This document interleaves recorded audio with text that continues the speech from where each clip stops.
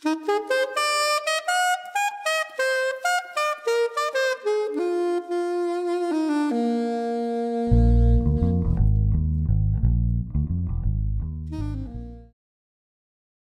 thought maybe we'd start at maybe just something rather than going right back in history. Maybe just what are your thoughts on surviving as a musician? Because I gather that hasn't changed since sort of Bach, and all of us, I think, all musicians around the world, maybe this conundrum of living off your art and sort of the balance between, work and art and well, music. you could probably make a living if you adhere to the thing that many do, that my time's worth money, and if you want to do a session with me, you got to pay me, and if there's no money, there's no gig.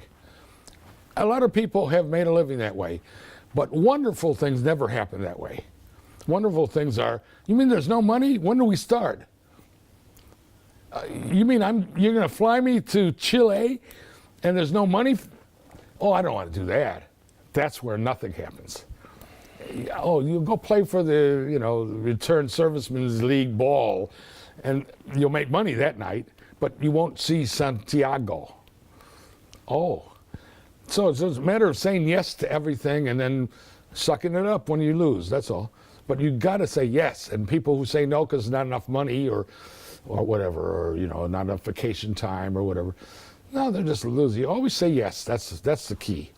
And if you're good you got to be good at what you do. And then yes will turn into more yeses and wonderful things. And then sometimes you'll even get paid. But you can't worry about that. It'll work. If you're good, you got to be good, of course. We're not saying anything but. And then you'll do fine. You'll do fine. Thinking back, do you think that you got the balance? Oh, wonderfully you balanced right. Wonderfully right. Wonderfully right, yeah. Adventures galore. No problem there. I'm all right on that one. And a lot of times, one time, just a few years ago, figured out that of every 5 gigs I accepted, I got paid for 3. Now, what other profession would allow that? I don't know. But musicians have that every time, Many, most. Except those who never say no never say yes without a check in the mail first.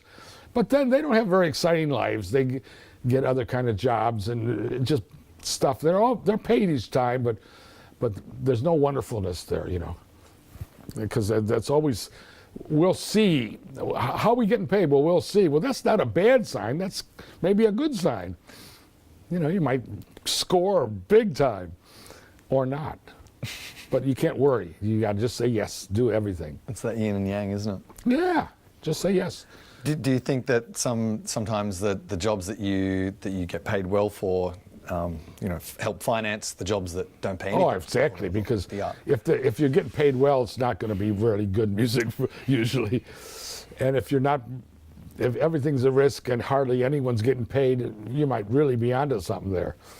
No, you can't worry about that either. Do you think it was, you've lived in, a number of different countries. Do you think that it was that equation, that balance was harder or easier in different countries, or as time's gone by in different times? Sure. Well, here, I'll give you an example. You go to this, I'm going back in time because it might have changed by now, but say 20, 30 years ago. In the States, a band would play an original tune, and then they'd play another. This is on stage, and everyone's some festival or something. And then play a third original. By the second one, somebody say, "Play something we know." Whereas in France, a band's playing, they play a cover of something they know, and if they try a second one, everyone starts booing and says, "We can buy that. We want to hear you." So there's France and America right there. At least that week they were. Well, see, there you go. I'd rather be in a country that doesn't want you to do covers. Yeah. And because of that, probably I never got any good at doing covers. And I know people. I knew there was a band back in Illinois who, I think Sgt. Pepper came out on Wednesday, and by Friday night the band had learned every tune to sound just like John or Ringo or everybody, just like the record. It sounded just right. By Friday they were doing that live, and I never learned any of those tunes. I can't be a copy. I can't do that. And a lot of really good paying gigs went the wayside because I wasn't really willing to spend. I'm a composer of such a vast number of things that anytime I'm worrying about playing someone else's tune, I could be spending that time teaching my friends my new tune in the same amount of time. Did you take advantage of the French, the generous French system that pays musicians, working musicians? Were they doing that back then? No, not. But if somebody wanted to like me because I was American, I let them. Okay. I mean, if that's the only reason. I wish there were more reasons, but if they like that, and that'll change. But in England, that would never happen. See, yeah. But in France, all the time, right, they love Americans, so I let them love me. Put the sandwich in the bag. Let them do it. Just put the accent on a little thicker. Oh, and I didn't ever have to exaggerate this one. How was your language? I speak French after a manner, but it sounds like I just got off the plane, which is to my advantage, because they hear me and they say, well, he can't possibly understand everything we're saying about him. But of course I do. So that was an advantage, but because it sounds like I'm really lame. Well, I am lame, but I do understand everything. So that worked in my advantage, but it's a clumsy way to triumph, isn't it? Yeah. Hey, let's go back to maybe the beginning and maybe talk a little bit about kind of your early sort of influences and what sort of informed your practice and what was to come. So your early sort of teenage years, what sort of music? Well, I was a clarinetist in a small town in America, and you rise through the marching band system and playing at half times with plumes on your. And then usually if the school didn't have an orchestra, it had a wind ensemble of some kind where the clarinets are the violins, and goes on, that kind of craziness. But that's when you play, Weber or Mozart or Wagner or whatever, and you learn all that. And but as a teenager, reading the biographies of composers, it turns out everyone was going to Paris. So I said, from my little perch in the tornado-strewn fields of Illinois, I want to go to Paris too. And I ended up living 23 years there. So that was an early. Well, it was an early dream. I saw Stravinsky went there, and Ravel went there.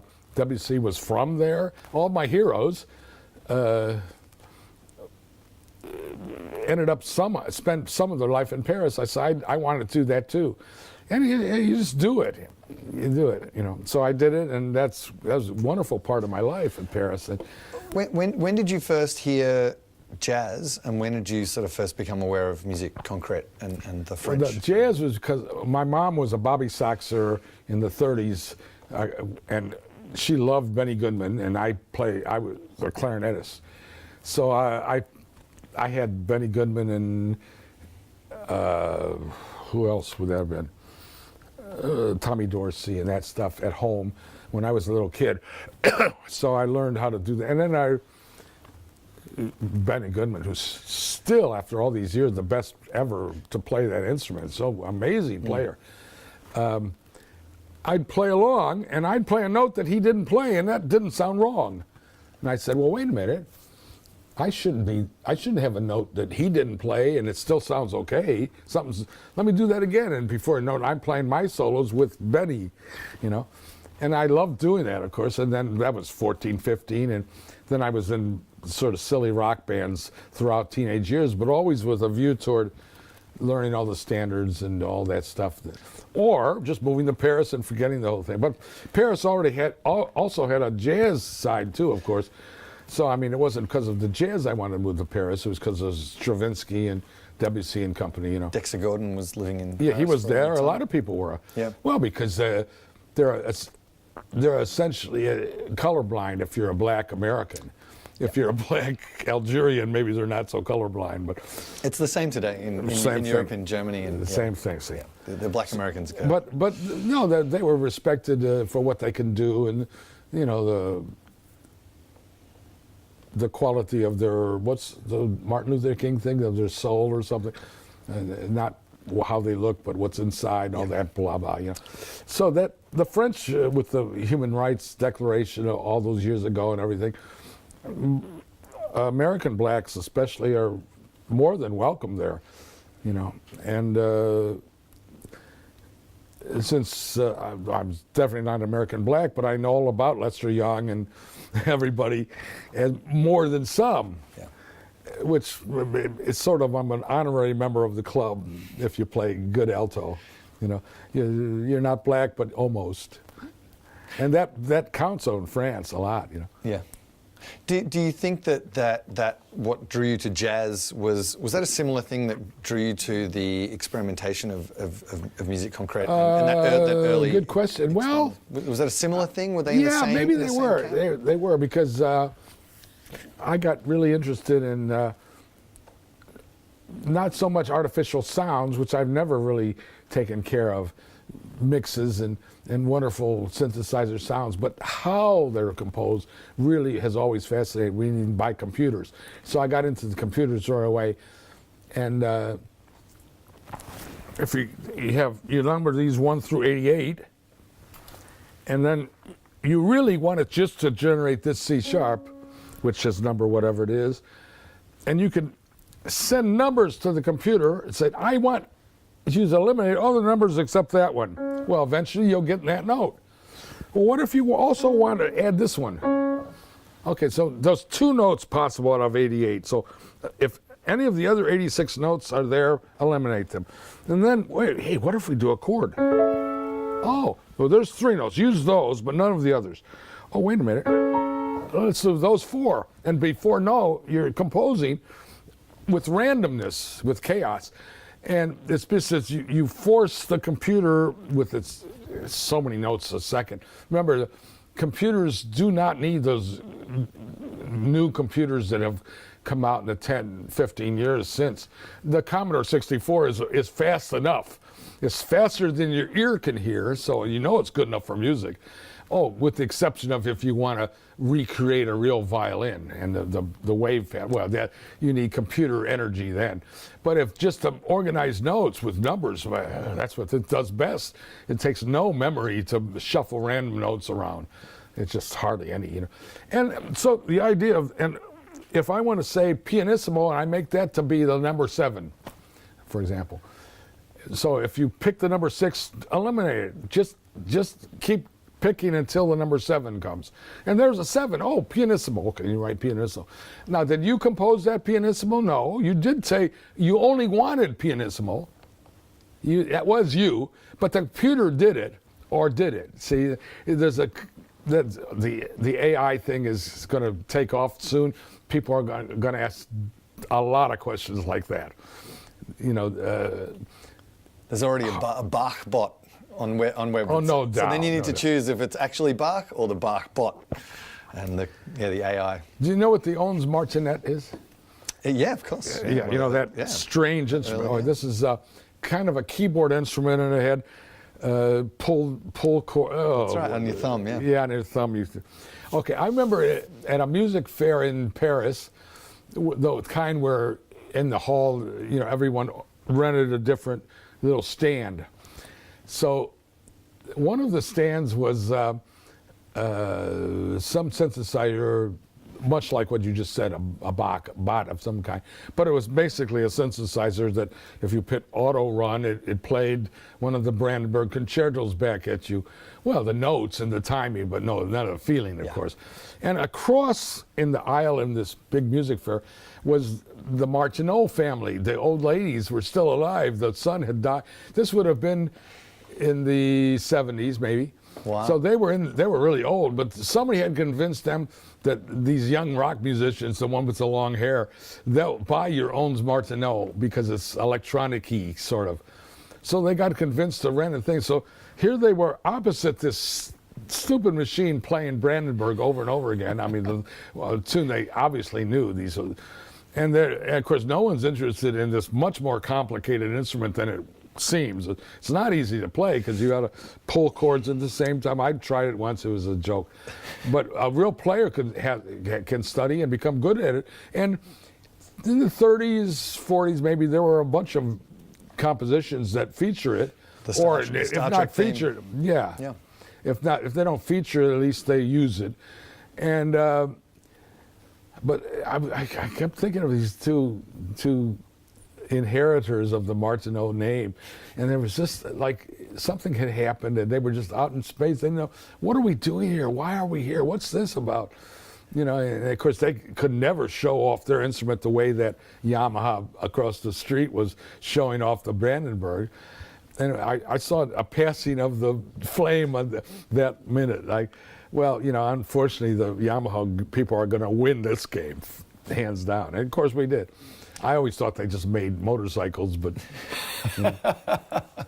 Well, like the theremin, they were the theremin. theremin. Yeah, but theremin's more fun. They were classical instruments. They were invented, of course. To and what was that wonderful woman, Rockmore, Clara Rockmore, and she went around. Doing bel canto, Bellini opera arias and stuff. But the reason that is still with us a bit is because it's so much fun.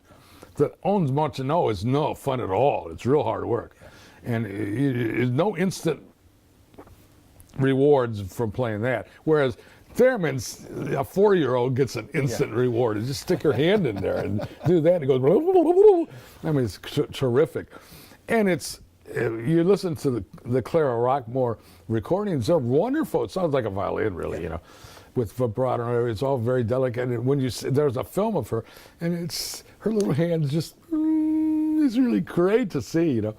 But then most people, of course, Brian Wilson got a hold of one, unfortunately, and that set this. And what's the other one? The Supremes.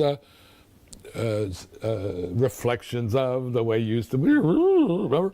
That was a theremin too. And then after that, everyone used it, you know, somewhat, because it was the sound of Robbie's Robot in Forbidden Planet, really. You know, so I wish I had. I know a guy who made one.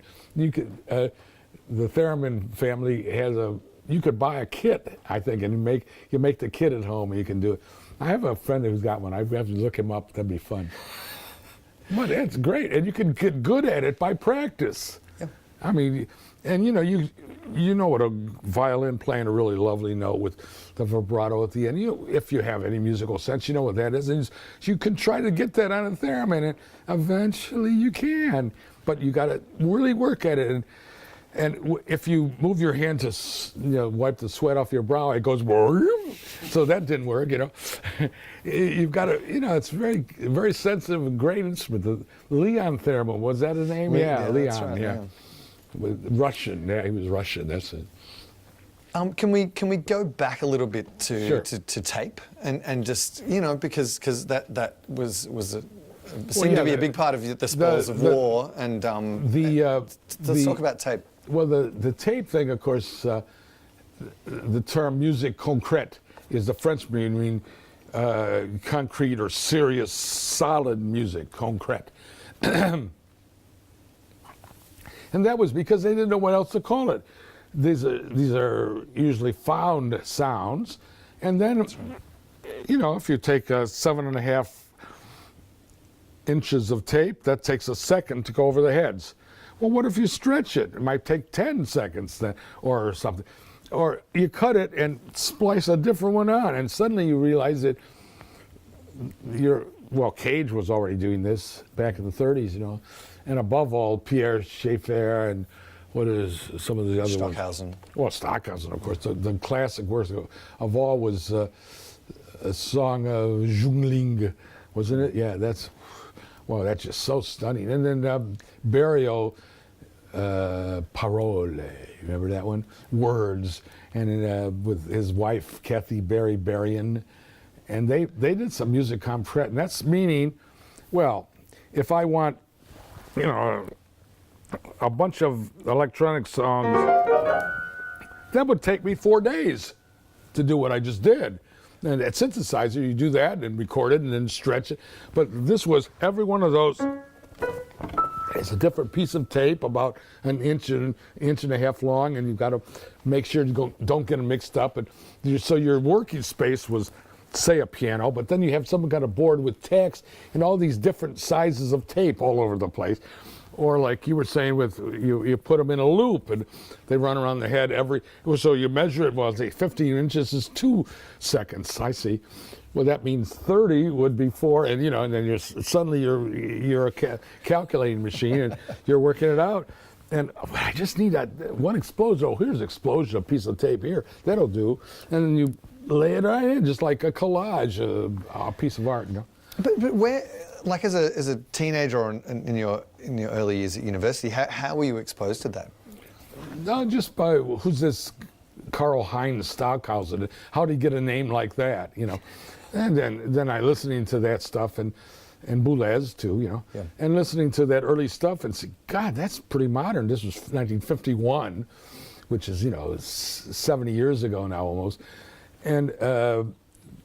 Of course, the fact you could do things and make sounds that no instrument really could, that was interesting. I said, gee, I'm spending a lot of time learning my scales on saxophone, and this guy can cut little pieces of tape up and do stuff quicker than I could ever learn.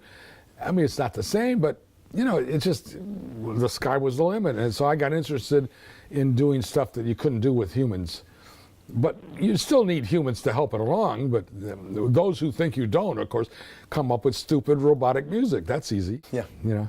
But if it's to be intelligent robotic music, that's different. Well, your band, The Spoils of War, you seem to really mix those two worlds, that musique concrète with sort of psychedelia and funk. Yeah. Well, The Spoils of War came from an instrument by Harry Partch, who was a renegade rebel who'd hobo-like ridden the rails in the 20s and 30s, and he was a violist.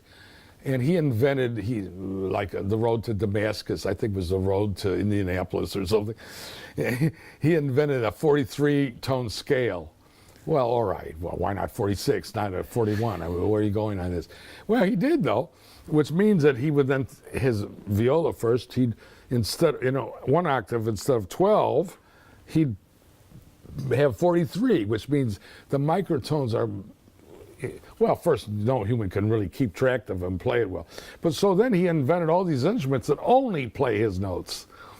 A viola, you could slide around and miss his notes.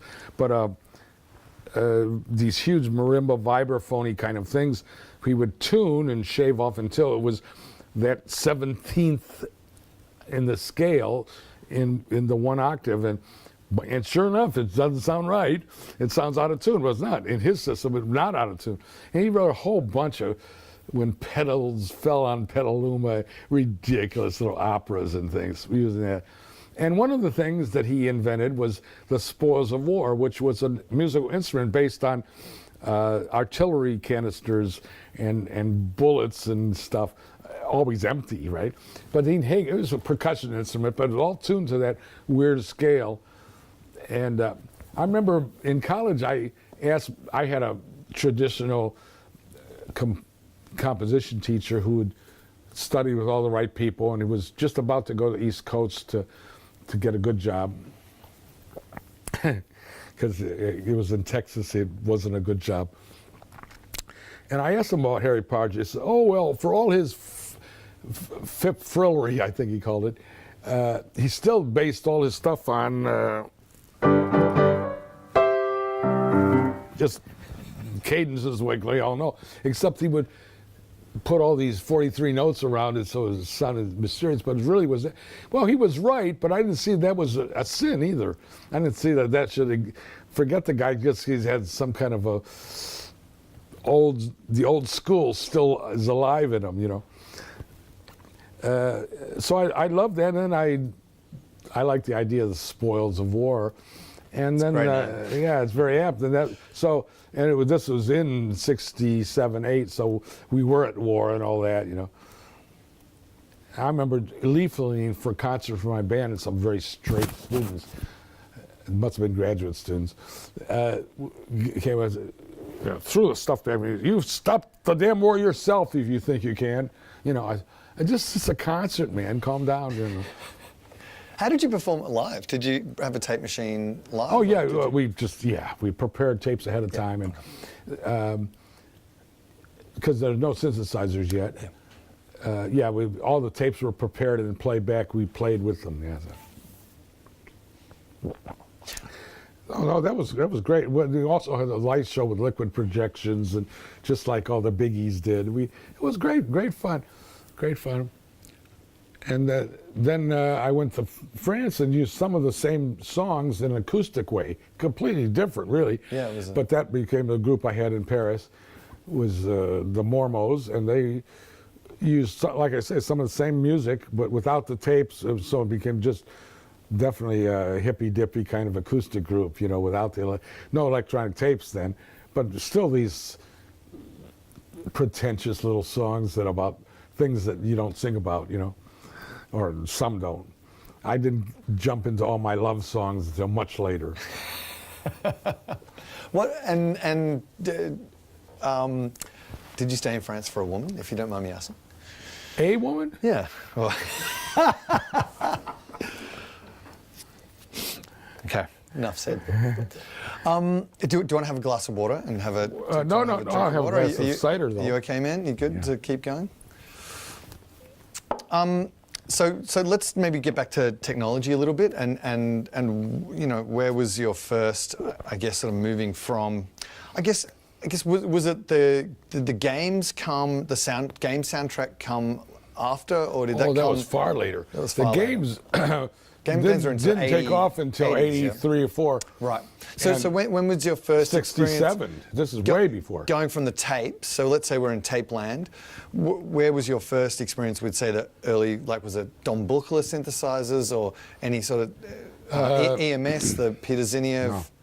No. I knew a bit about those, but I didn't hit synthesizers for a long time. I stayed with the razor blades and stuff mostly.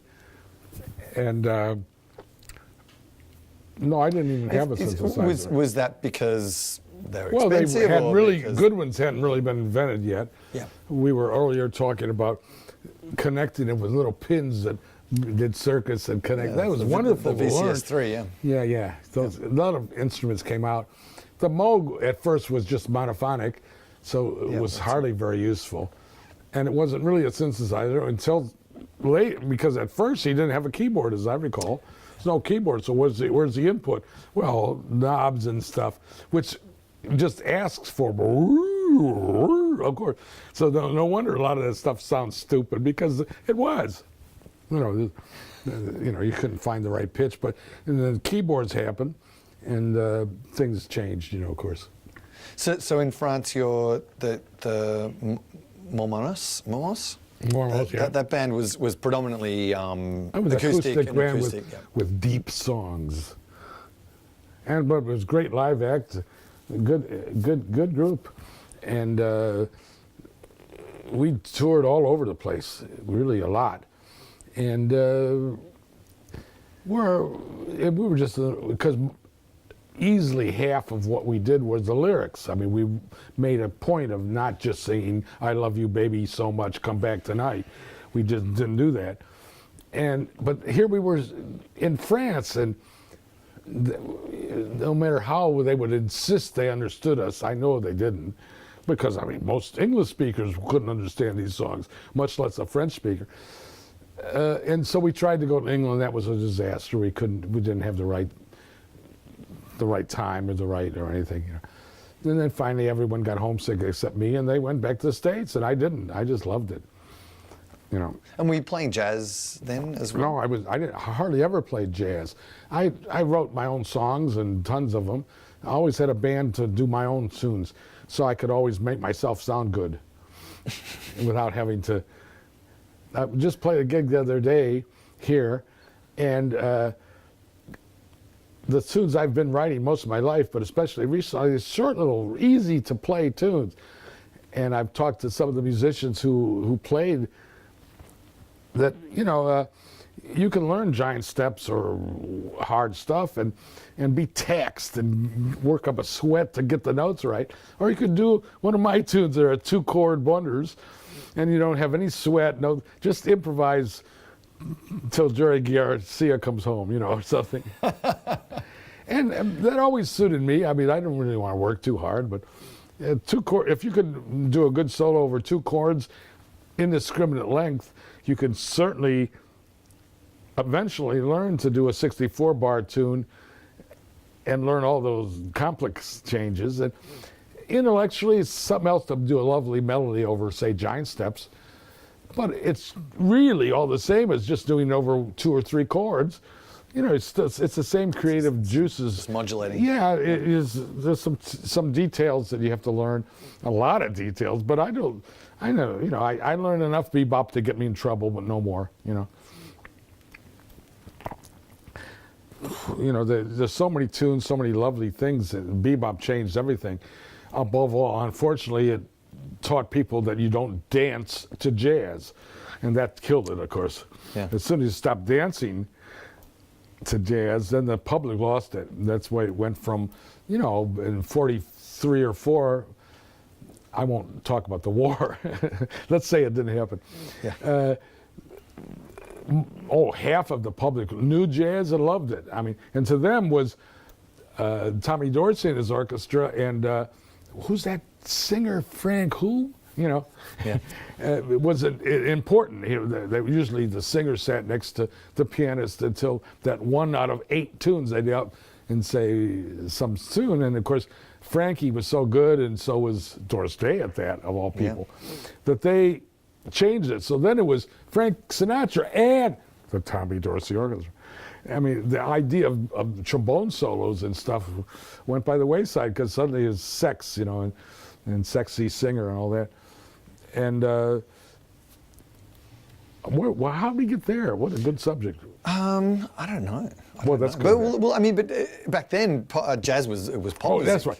So as soon as bebop came, which is intellectually much more challenging, of course, but the tempos are too fast, and people couldn't dance to them, and then the public lost interest. Until then, it was well into the late 50s with Brubeck and stuff before things bounced back. And that was an aberration. It didn't last very long. And then you had some wonderful musicians who made really awful albums. Geez. Freddie Hubbard made some turkeys, and most of those trumpet players. Only Miles broke out. He didn't really realize he was doing it probably, but with Bitches Brew and stuff, and just opened up the entire thing to a whole other way of playing, But he'd done that before, hadn't he? Miles was our point man on innovation all the way through his life, Yeah. But a lot of the trumpeters just tried to do funk albums and stuff, and this doesn't always work. I mean, you could argue that Bitches Brew and that stuff, Johnny Johnson, all that stuff, was really modern funk. Well, I suppose you could say that, but very modern. Yeah. But I mean, behind is a kind of a funk beat throughout for a minute, for a whole side of the album, But that dates me album, remember? Side of album, remember what I mean by that? Yes. I missed the artwork, when the CDs came out and they were so small. Whereas an album, and then you could open an album, you have a triptych, That's right. And they can't do it anymore. That's right. Triptych. So, yeah. Hey, so maybe let's move through time a little bit. So we're in France, and you're in Paris, and you're hanging out with lots of beautiful women, playing your music. Yeah. What happened then? My group got a deal with CBS, and we That's right, you did an album for CBS. two albums, but we were really hard to categorize because there were even when you think of psychedelic then or now, and what do you think of? Well, you think of the Dead, I suppose, the Airplane, and then all kinds of the Fugs. I mean, I don't know what psychedelic meant then, much less now. But we weren't really quite that. We were more like art songs with weird instruments. I played some Russian instruments. We had a cello. It didn't fit anything, so they didn't know how to promote us, so they didn't. And we did lots and lots of live gigs, went all over the world, we got gigs in the Côte d'Ivoire, the Ivory Coast, we went to Romania, we went everywhere. And it was great, but I'm not sure how many people really got a hold of some of these, well, the words, until we played for English-speaking audiences, they didn't get it, you know, and we had, here, for example, the kind of confusion, we had one song called Now Is Made in America, imported from Japan, a life-size fluorescent Madonna, I think was part of the lyrics. But in the course of it, we went into there was a big ending, and it was some riff went on and on, and we added tap dancing and hints of the Hallelujah chorus. It was all jokey and everything. Well, in the hint meaning, instead of Hallelujah, we went into a cappella, Coca-Cola, you know, anti-imperialist, get up and occupy this. But this is in, you know, 72. So we did that song. I remember we did it in Romania, which was still communist. Ceausescu was still running things. And that was supposedly communism with a human face. That's a funny line. But that's what they sort of, Romania wasn't that bad or something like that. Anyway, they sent us, they meaning Nixon's White House, sent us to play there. And we did that song, and after we were done, the audience stood up and applauded us for, well, not a big deal, really. I mean, just because we broke it into tap dance and that silly end chorus. And after we'd say, well, listen, why did they stop and clap for us after that too? Well, because you're so brave to sing about capitalism in a communist country. Well, we were against capitalism. They said, oh? They missed the second degree of the whole thing, so that didn't work. And just a few months later, we did it in Algiers. And there, the production is quite different. The song got interrupted with boos and tweets. Well, tweets meaning something thrown at you. Tweeting by is what I mean. No, it was awful. We had to be protected, and it was a whole... Because for them, they got the first degree already, but they didn't see that. They thought that we were, again, like the Romanians did, touting capitalism and the American way of life, which, of course, they hated. I mean, that was already the Muslim Brotherhood, probably, or something. So they just took it right out on us. The Romanians decided to suck it in and applaud for us for the same wrong reason. They both got it really wrong. It was too late, but we had to move on to the next town, you know. But see, that was an example of the right message, the wrong time, the wrong place, you know. Almost got killed in Algeria. Lost I mean, in started a translation. riot for that song, you know. It wasn't worth that. And I remember that the American Embassy guy, he's probably still in service. I don't want to, it's probably top secret if I gave his name, so I won't. No, I think he popped up in that Haitian crisis of a few years back with an earthquake or a tornado. I think I saw him be the voice of America, the same old bureaucrat. Anyway, he said, why don't you tone it down? Don't do that song next time. You know, I said, wait a minute. Isn't the important thing of us being sent here by Nixon's White House is to show that they will even send a group that criticizes them? Isn't that the strong part of America? We can, they said, well, yeah, but this is in a cocktail party. Yeah, but you got to tone it down. Well, we didn't, of course. We didn't tone it down. And it was fine. And so in weird little pockets of the third world, my groups are known. But I mean, now everyone who saw them are all dead and dying. So that's pretty much passed into history now. But we played a lot of really strange gigs around the world. Yeah, it's true. And in the 70s, did you start doing, like, what led to that computer game work in the 80s? Like, did that sort of start? How did that happen? Well, I got involved with some people in France, and we did a computer game of a bullfight. Really what year was this? Like, that would have been. Let me think a minute. 84. okay. And it won a prize, I got the Golden Tilt Award for 1984 for music for this. But it was a bullfight game where you have little pixel-built guys, little, what do they call them? Sprites, I think they were called. And you had little bitty cape, and you could move the cape around, and you tired out the bull. And he dropped to his knees, and then the flowers, he came for the matador, and you had to then collect the flowers, and the number of flowers you collected was your score, that kind of. Well, it was doing pretty well. This was originally on the Commodore 64, but all the other platforms. But one thing this game did not have, and it commercially should have, blood. We had no blood. The picador didn't thrust whatever that thing is into the bull. There was no blood. The bull just got tired and gave up, and that was enough. And some other company came up with a horrible, gory thing where limbs are cut off.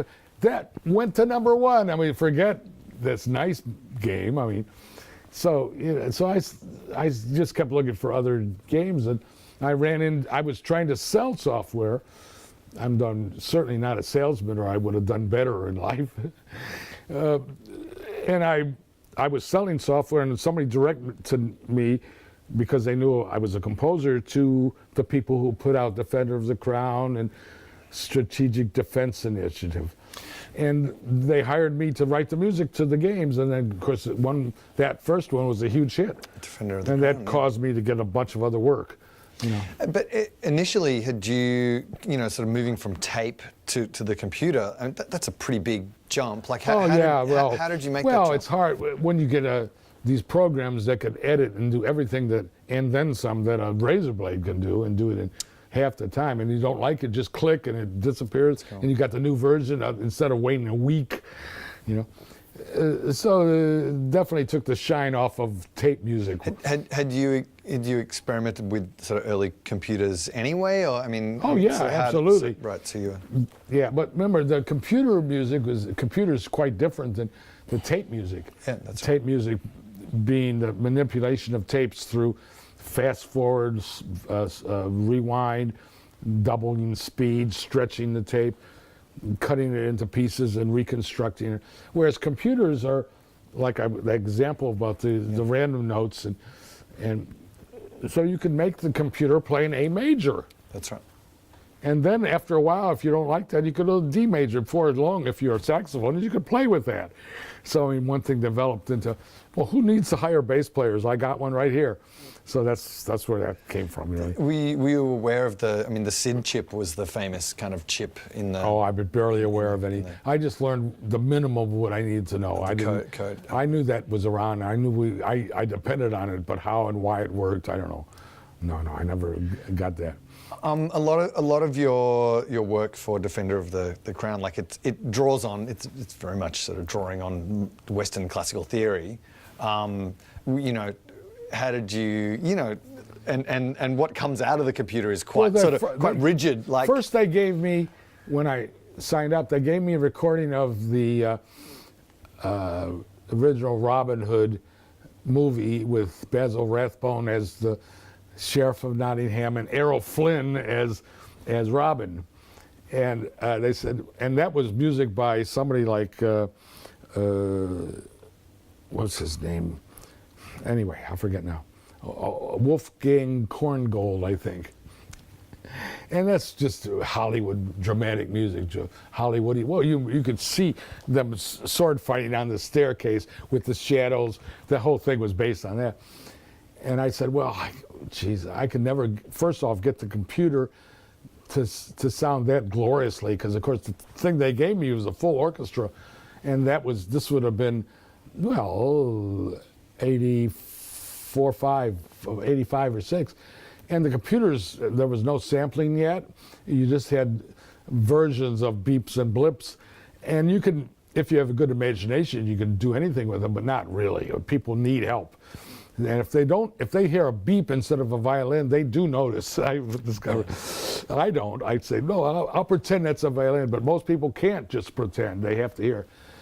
And the time it's either on or off. It's on or off. So I wrote the music based really on more Handel, or no, Haydn's too complex. Handel, Monteverdi, really simple old dramatic music, but anyway, because the theme was.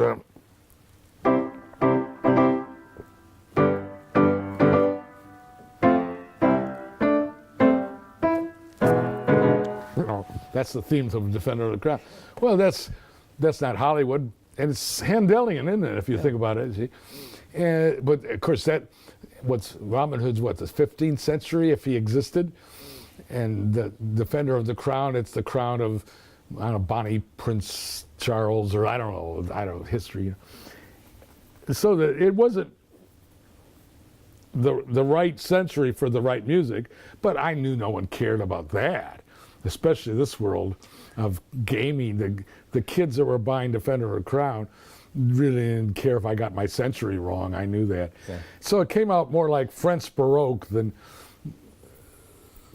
or via Handel, German, in England. At the time, did you have a feeling like, oh, this game thing is going to be huge, or what was your? Well, first off, I remember back in college, where one of the curses was, if you wanted to curse your fellow composer, your fellow student, you'll probably grow up writing music for pinball machines. And it turned out that became a good gig. But that was a curse back in college. I mean, that's how useless your music will become. We used to say you'll do soap commercials. Well, to do music to a pinball machine is well below a soap commercial, But again, if modern video games are just the successors of pinball machines, then it became a wonderful gig. It's a great gig. I was happy to have it, but I didn't think I thought it would always be some sort of just sidelight along the way. But it sure did. It sure got bigger, didn't it? Gee, well, isn't it bigger than the film industry now? It is. So I believe it is. Yeah. I mean, you're like the godfather of of computer grain music. Do you feel a sense of kind of? Well, it's funny because 10 years ago, back in France, there was already one of many revivals of the 8-bit stuff, and I had put together a one-man show with all 8-bit stuff. I did it up in 303, I think, here as well. Yeah, but also at This Is Not Art, the one that's up in Newport. Yep. No, Newcastle and SW. And that was me playing with the 8-bit tapes ahead of time. I just bring a CD and just play along, which is always horribly lonely because you don't get any interplay. But the public, if they're going to give you that much length, they'll listen to the whole concert anyway. So, and luckily I play well, so it works. If you don't like computers, at least you hear a good saxophonist. Yeah. So I got away with doing that for a while.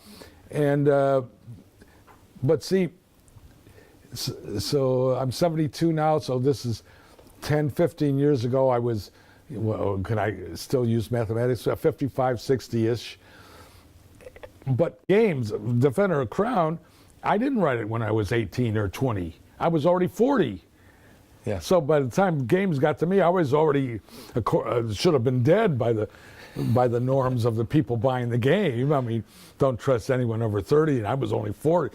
So when I met all these people, they say a revered composer, is also because I seemed older and more avuncular than the other guys, because I was older by about 20 years to all the other composers that were doing it. And thus I also had 20 years more experience and knew maybe what to do quicker.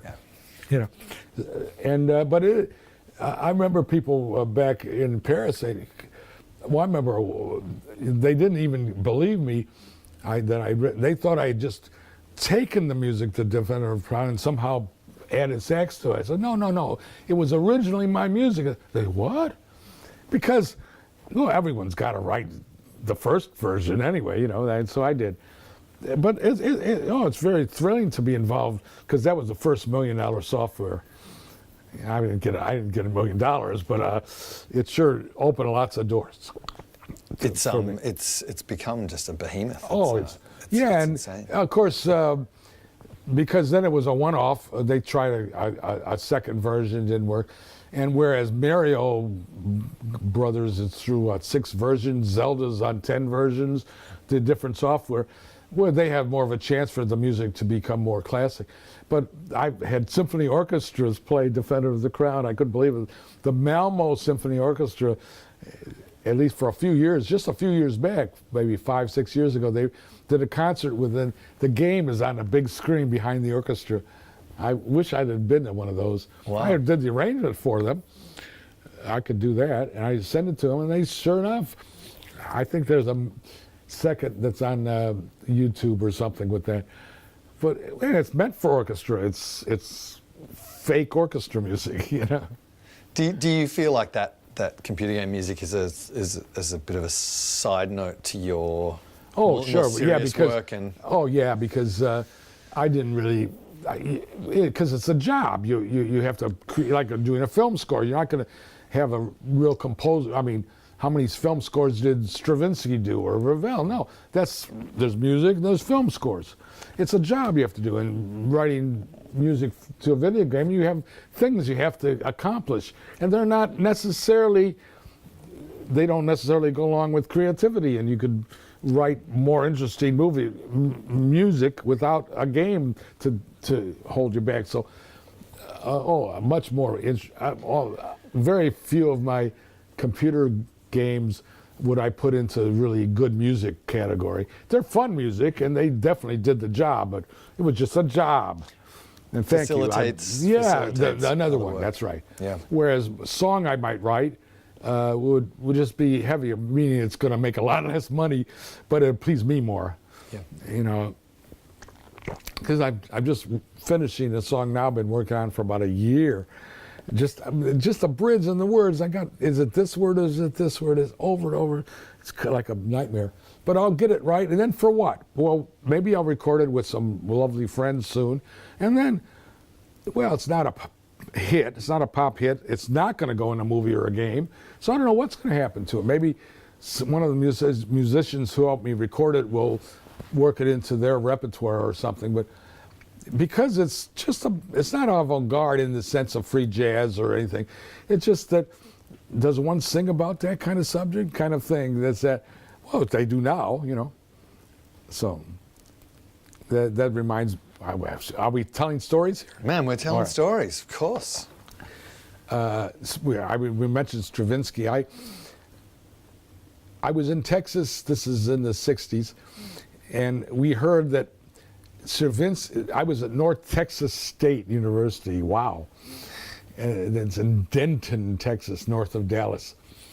And we heard that Stravinsky was going to be at a concert of his Noah's Flood, full operatic version of it in Austin, Texas, that night. So the midnight before we left, because, you know, Texas, quite a big state, and we drove all night. We finally got to Austin, Texas, noon of the day. We got there. It just went to the music department at the university, and just as we got there, put a sign saying, Igor Stravinsky will be receiving guests and questions in a half hour. I said, wow, what a treat. I just wanted to be in the same room with them. I didn't expect them to speak. So there, we got in there with the other students from that university, and we're in this room, and there he comes up with his wife Vera, and he was 80 something by then. He hobbles up, and when the questions came, one of the questions were, after the riot that your music, the Rite of Spring caused at the Champs-Élysées Theater in 1913. What did you do? And because no one had asked him, what did he do after the concert? That was a great question. I'm waiting 70 years for that question, right? He said, so he leans back and says, well, Ricard and Camille and I, and this, it's Richard Strauss and Camille Saint-Saëns, you know, these names from history. We'd been to the concert together, so we left and went to a lovely restaurant. And on the way there, Camille asked me, he said, what was that instrument that started your piece tonight? And I said, well, that was a bassoon. You know, the one. No.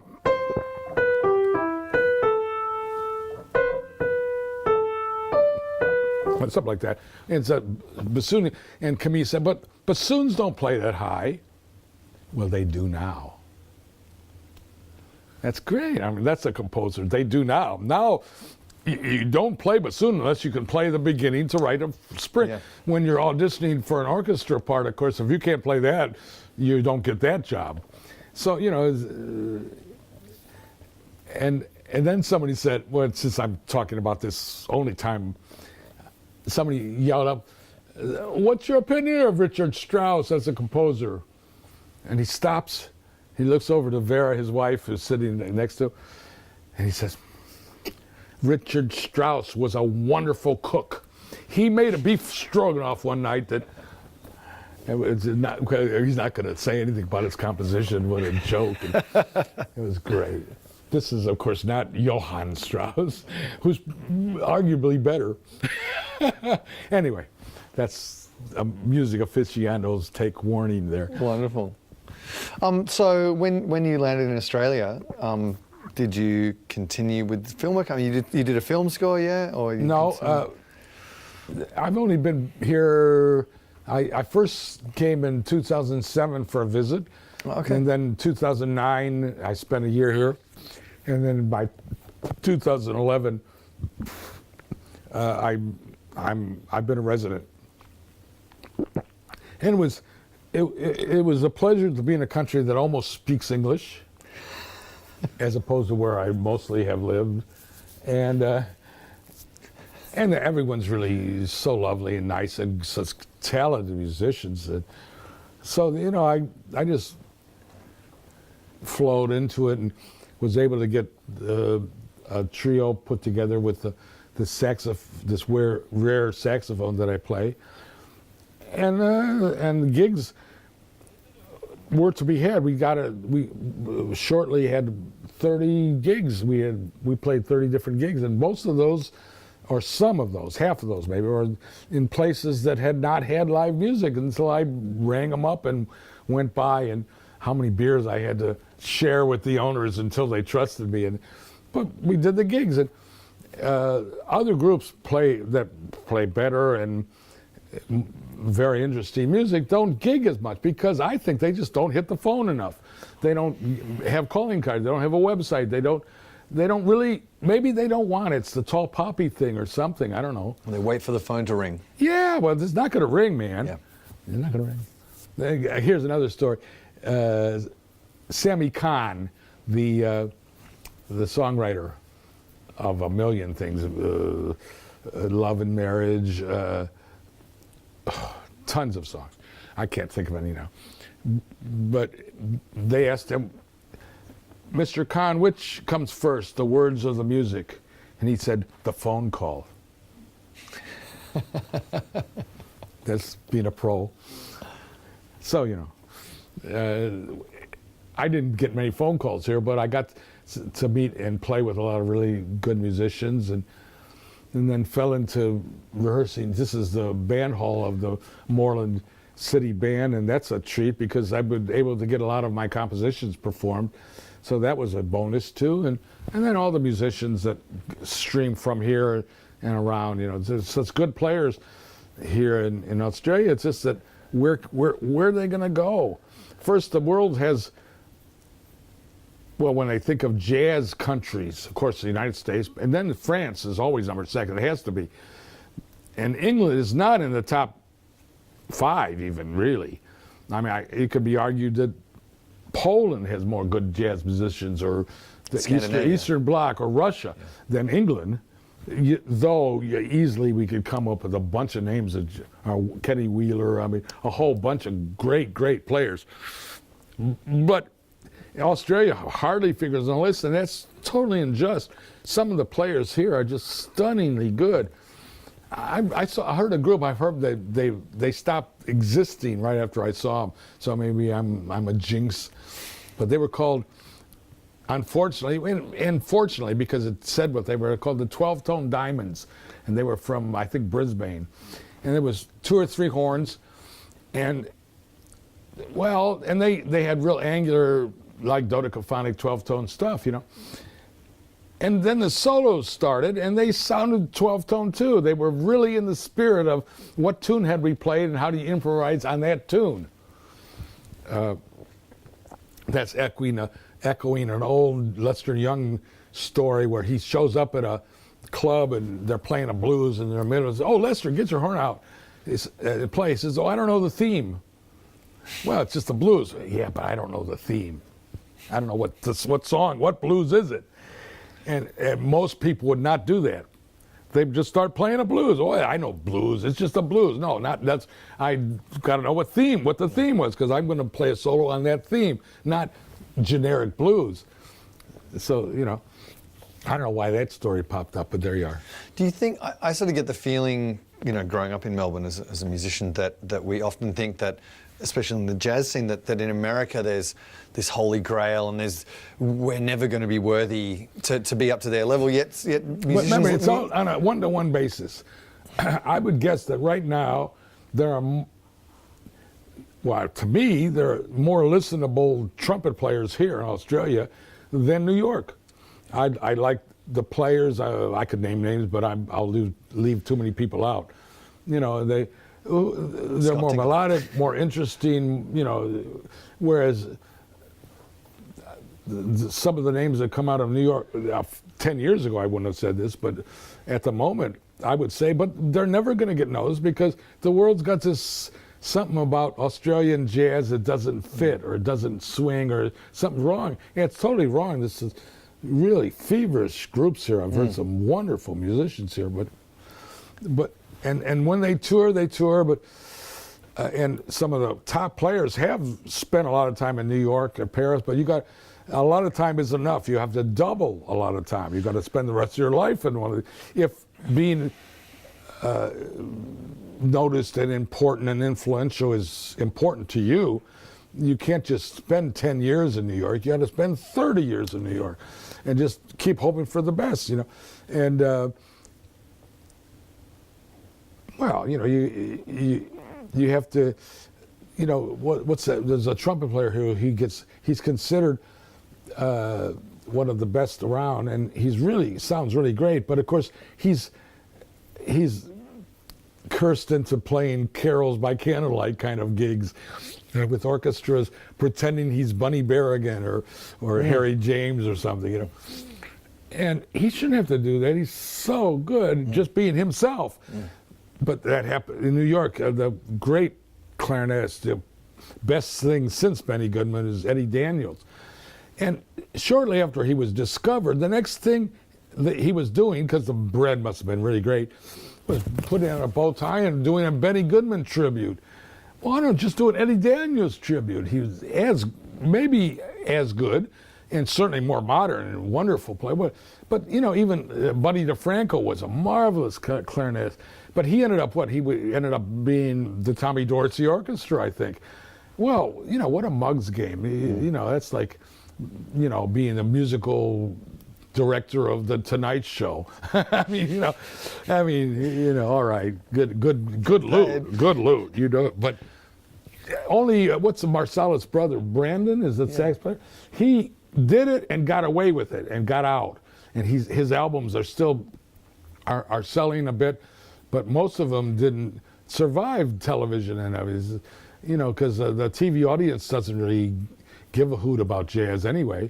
And the guy plays a high. Well, look, it's horrible. Show maybe that's the voice, the thing they have here. Yeah. So horrible. Anytime a singer just hits a note, any note, and they start, you know, it's like the Messiah just came in, and so it's just demean the whole thing of what quality is. And do you think it's possible that, you know, in Australia that we can develop a sound within our sort of jazz kind of influences? Listen, I played with a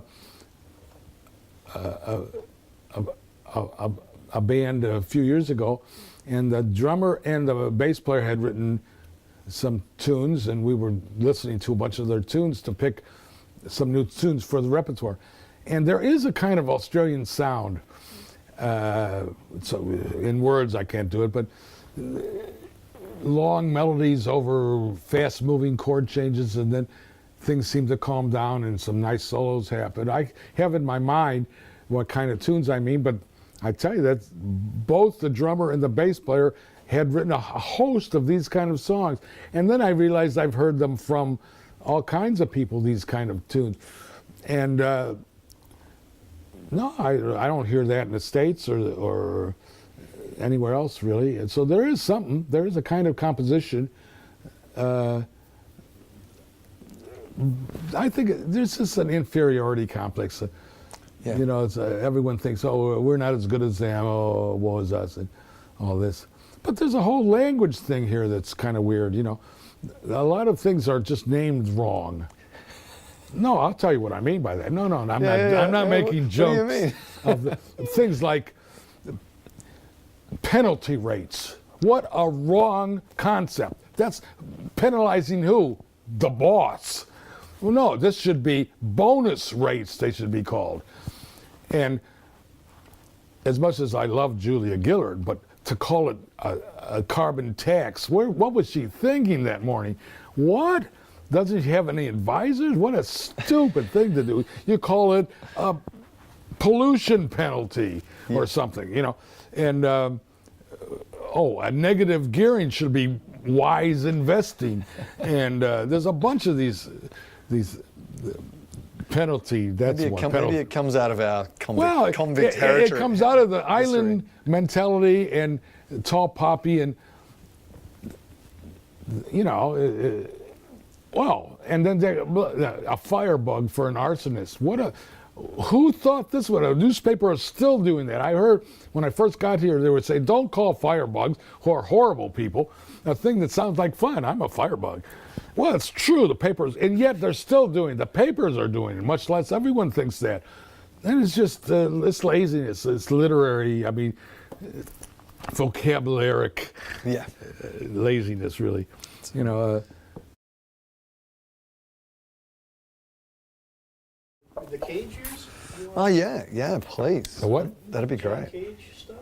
Sure. How you know the mechanics? Yeah. How did you come across? Well, I was working on computers at the University of Illinois. Mm-hmm. Were you teaching that? No, I was a graduate student. I was getting my master's, but I was one of the few really in there, learning programming and everything, you know. And then Cage got his 1 year sabbatical to go. He'd done that in many universities, and he'd gone and spent a year somewhere.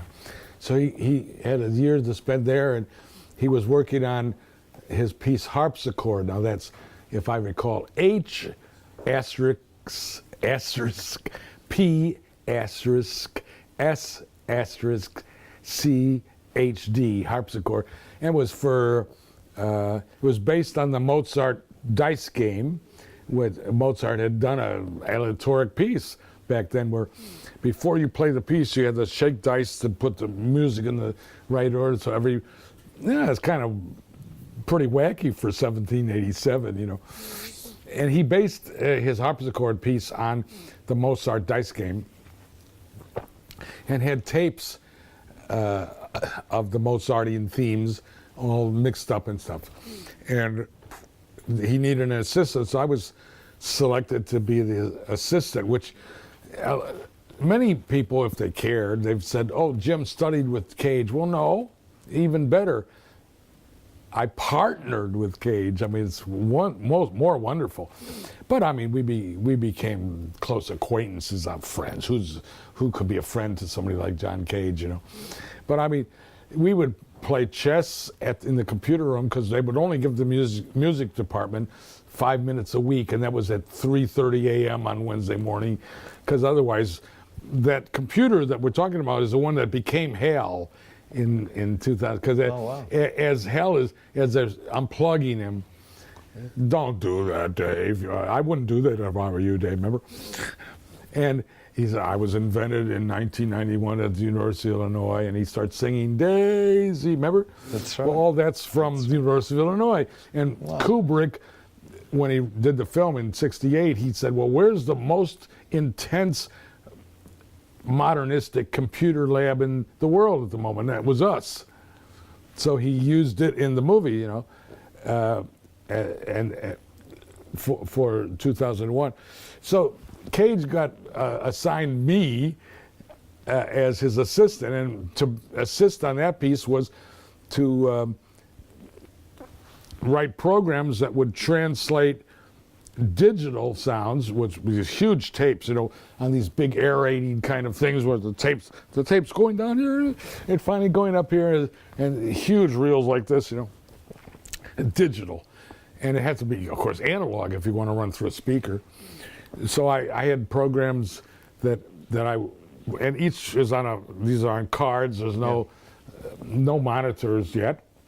And you could either just type in an instruction, much like Unix or something like that, over system requirements, and then I was running the programs that would transfer the digital sounds into an analog tape. Then I'd bring that in and edit it and get it ready for whatever Cage was going to use it for. And so that was thrilling because we got to talk about it. He loved to be in the computer room at those 3 a.m. things, and it was great. And we were, since we're anecdotally talking about it, we were in there playing chess because he loved chess and I adore it. So we were playing chess, and this is again 3 a.m, and the phone rings. It's for you, Mr. Cage, and the guy brings a phone in. He says, "Oh, okay, well, I'll leave immediately." I said, "Where are you going, John? I have to go and play chess." I said, "Well, we're playing chess right now. I don't get it." He said, "Well, no, this is Marcel Duchamp, who called from New York. He's dying and he wants to play chess." I said, "Well, bon voyage." And he flew off to New York, and sure enough, that was the last thing that Duchamp did, was play chess with Cage. And he came right back, and the next time I saw him, we were playing chess together again. So, I mean, boy, talk about reality hitting you in the face. Ooh, yeah, Marcel Duchamp, gee. Did you have some sort of room to be creative musically in that partnership? No, in that partnership, no. Okay. No, there was again a job to do. I had to transfer the music from one form to another, and I helped with the software to do that, and making the cards to make sure the thing ran. Remember, so let's say you have a program, 1,000 instruction program that later would be on your monitor, and you're scrolling up to repair things and all that. Each of those instructions is one punched card. So as a composer, I'm walking around with this stack of punched cards. It's totally weird to think now. Of course, that's not it. USB key could start World War III now. If you have. So we had special machines that looked like typewriters, and you type in "Go 247" or something. And that would be GO47, punch, punch, punch, punch, and you put the card in, it punches the card, and it's the next card. And then the next line of the code is a new card. And it's suddenly, of course, you can't drop them, you can't get them out of order, you can't do anything wrong. And if you did one wrong, well, then the computer would crash and you'd have to wait a week until you got more time from the science department, for music. They didn't really want us traipsing around their lab, their computer lab. But this is, these are guys in white coats, whole floors of computers. And even then, that was in the 60s, no science fiction writers got it right either, even Arthur C. Clarke. In science fiction, the classic science fiction, if you talk about the computer, it's usually a computer or the main computer that is somehow oppressing the people in the story in some way. Yeah, but now, now it's on your watch. You have enough memory to, and that no writer figured out the personal computer. No, it's as wacky as some science fiction from the 30s, 40s, 50s on. As wacky as that all was, no one dreamt that we'd have that kind of power in our own home to do it. And a lot of people had in their stories invented what they called the grid or the internet or something like that. They didn't quite get it right, but at least they had that right. But even then, everyone had a monitor to the main computer. Now we have our own computer. And so, you know, science fiction goes along next to us, but sometimes reality wins, you know. Reality doesn't care what The someone's reality prediction doesn't is. care, that's right. It just goes where it wants to go. So years after that, I was playing at a cocktail party, of all things, with some group in Paris, and it was part of the evening was to welcome John Cage, who was in town. This is 10 years after this computer thing. And of course he came up, and I'm just a hired musician at this cocktail party, and so the people organizing this, you know, didn't want anything to go wrong, would they? It's got John Cage there. And so he comes up and he's talking to me, and they said, this can't be, he's just talking to one of the hired musicians. So they scooted him along, and as he went, he went, sorry, goodbye. That's the last I saw him. He was great, it was great. And it changed my whole, everything was different. Because, well, one of the things, I paraphrase horribly probably, but he said something along these lines. He said, if you're listening to a string quartet and a truck goes by, well, the string quartet is music and the truck is noise.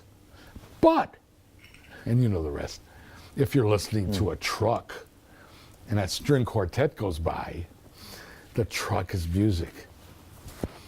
And I said, oh, of course, focus, I get it, thanks. And then every note you play, everything is, why you pick that note, not that other one? Well, that's noise, this is music maybe right now, but tomorrow I'll pick the other one, you know. Yeah. And it refreshes me. Everything I write or play is the idea of it's just how you look at it, how you interact to the notes that are possible. And as a jazz musician, and I suppose I could be considered that sometimes, you improvise and you have to pick your own notes and your own stuff, and you know. So he's had a wonderful influence on me. Great, you know. You're really lucky to have that. Oh, I know, so lucky. That's I know. Amazing, you know. It's amazing. Yeah, that was very lucky. Because I know people who, because he hung around a lot of students, because he was living off of universities more or less. And I've heard people said, oh man, I picked Cage up at the airport once, and he was in my car for a half hour all the way back to town. And they talk about that forever. It gets in their biography. I barely mention it because, well, I was a lot closer than that, but nothing really to tout about. It didn't shake the world, you know. It just, but if I needed to blow my horn, I would start with him. Or you bet, of course. That's what do you think about the kids these days who are essentially laptop musicians? Who maybe can't play an acoustic instrument, but the laptop is there. Well, as you know, all the training I've had, at first I was really put off by some saxophonist in some band who just is obviously a just past beginner, and they're not very good, and they're making tons of money, and all this, I could pay all my scales, blah, blah, and I'm not making any money. And so it took me a while to get over that one. And I get over the thing they talk about some DJ and say, what a genius. No, we got this wrong. He's not the genius. He's playing music by geniuses, maybe. But there was a convention of some kind, a DJ convention in Paris, and I went as the token troublemaker. I didn't know then, but that's what it turned out to be. Olivier Messiaen, the French composer, had just done his, what was it, St. Francis of Assisi full opera at the opera in Paris. He had just done it. And so this was a meeting, though, nothing about him, but because I brought him up myself, about DJs in the future in films and all that. So they're the editor of DJ Magazine or something, composers, different DJs, guest guys. And they're taking questions. So I said, excuse me, but are there any DJs that, use vinyl and all that, but they bring their own vinyl? They cut their own records. And there was silence on stage. They looked at each other. God. They said, I think Carl Cox might do that a little. This is very rare, but then the guy fluffed big time. He said, do you realize how much work that would be? And I said, well, I sure do. Yeah. Messiaen is 89 years old, and his score is 650 pages long, done with, this before computers. It wasn't before computers, but in Messiaen's world it was. And he with a pen on score paper.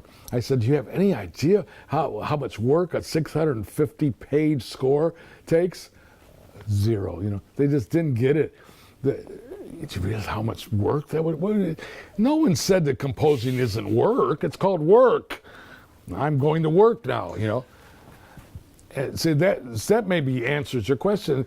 There's, in the same way that a lot of hip hop songs, you could tell that it rhymes because the first thing that came to the lyricist's mind was that rhyme. And after it was done, to go look back, said, is there a better rhyme there? No, it was done. That rhyme's been done now. We're gone, and so some of the rhymes are so clumsy, it's certainly not creative. It's just obviously rhyming dictionary stuff, or if that. And the idea that, because many think, well, I'm a genius, look, I made that rhyme, I'll do the rest now. Well, no, that was a stupid rhyme. You've got to get a good rhyme. Just rhyming is enough. There's a bad rhyme or a good rhyme. We need good rhymes. No, not just rhymes. And that, believe me, you listen to the 90s and some things by big stars in the field are so clumsy, I tell you. I just can't believe that kids were, and they still are, learning 10 minutes at a time of being able to rap along with their rap artists, and maybe 5% is any good, and yet they're still devoting all that time to learning that stuff because I don't know, they think it's hip. I suppose hip hop. It's called hip. I don't know. I don't know. So the laptop guys. I don't know. I've heard there was a guy in England about 10, 15 years ago, and he came at Bennington or something like that. Anyway, he never performed live and everything. He did some strikingly original stuff in his bedroom on a laptop. And I said, well, you could tell he's not a trained musician, but that thing really did cook, and his voice is interesting, the lyrics pretty good. Why not him? Why not? And then, of course, the voice that always comes to me is, but Jim, you can't do that. And as soon as I know, oh yeah, I can't do that, shut up. Let them do it. Well, guys, I guess, from your work on computers doing computer game music, guys like Aphex Twin and Boards of Canada, the early sort of Warp records, sort of English, they sort of took that computer music and took it to this whole new level, where it's super expressive and, Yeah, but remember, that's in the same way that there's not big watershed between the moment that novelists stopped using pencil on paper and started using typewriters. You didn't say, oh, this is a typewriter novel. No, it's just a different tool to write the novel. Okay. So somebody says computer music, when all they're using is some kind of a transcriber or Sibelius or Finale, that's just another tool. That means you sharpened your pencil. Doesn't mean you're doing anything. But if you're using a computer to order numbers in ways that you wouldn't have thought of and let that generate music, that might be considered computer music. But if a modern dancer picks up a hula hoop and does a dance with a hula hoop, it's not hula hoop dance. It's a dance with an appendage. I don't know what I meant by all that, but there. What did the early samplers like the Fairlight and the Synclavier? They were so expensive. I never got to. I recorded as sessions in studios that had Fairlights when they first came out, but they were like 30 grand, 40 grand. Yeah. And I remember Mellotrons too, which are a kind of synthesizer in a way. Sampler, yeah. And they were complex things with tapes. Each one had tapes. Each key had a tape with samplers. That was quite an interesting thing. But no, I since I didn't have any of that stuff at home, when I would go to record my music, it was very seldom modern instruments. I'd get real violins and real bass players and stuff, you know. Maybe can you tell us a little bit about your writing for the brass band here, and how have you enjoyed that? I gather you really enjoyed immensely. that. And can you tell us well, about it's great because the band is not a big band that would do Glenn Miller and again Tommy Dorsey. He's getting a hit, this Tommy Dorsey today. He was really very good. He was really very good, Tommy Dorsey. But the band, I was in college and we had a great big band and learned how to arrange that way. But then from the 60s till now, I never had that opportunity to write for a big band until I got introduced to the MCB, and they're willing to try anything. Gee, when I first came, they were doing some really avant-garde thing, and I said, God, if they're doing that, well, maybe they can do this. And then I started writing stuff, and there's a good handful of tunes that worked their way into the repertoire. It's great to hear brass, and some of the soloists are really great. So that's just helps. If you're writing a tune with a soloist, you better have a good one, and we do. So it was a treat to write stuff and to adapt stuff too, you know, for the band. No, the band's great band, and the repertoire can't be matched because all the other, and there's a lot of really good big bands here, but they're doing all the classics, you know, and even then they're not. No one's doing Ellington because it's too hard, isn't it? You know, and Basie's not hard, and so a lot of, I suppose there are a few bands doing Basie, but I mean, any bands covering Stan Kenton? I doubt it. Maybe a little. Murray big band, maybe. Yeah, you know what I mean. But most of them are going to do the standard stuff, In the Mood, and you know. Yeah. That's not Tommy Dorsey, by the way. So yeah, the band was great. It got me to write stuff I wouldn't write otherwise, you know. And if there was a good soloist, I could feature him or her on that thing, and know that we weren't going to be doing, you know, big band tribute gigs. I mean, we're just not that kind of a band, you know. And it's dirty work. Somebody's got to do that, keep that music alive, but not me. Yeah. Not me. Yeah. I never could copy well. I mean, copy other musics well. And, well, you know, think if the band was doing an Ellington tune, how could we possibly sound as good as Ellington? No way. So I don't want the music I'm involved in to be compared with anyone else because I always lose. So I want to write stuff that you're not going to hear Basie play or Billy Eckstine sing or whatever, you know. So like it or not, it's just that. And you can't say, oh, well, I heard this Duke Ellington, I think he was called. He did that Mood Indigo too. It's much better than this MCB. Well, no, you know. I want them to say, I've never heard anything like the MCB. I've never heard that kind of music. And most of the gigs are much further out than all the other big bands around. And technically it's an amateur band, but man, when it's swinging, it's not amateur. There's been a lot of great musicians who've gone through that band. Who've gone through it too. Yeah. And they come back sometimes. You know. A lot of great musicians. Is there anything else you want to talk about? Well, I've trashed Australia. I've trashed Dorsey. I don't know is there anyone left?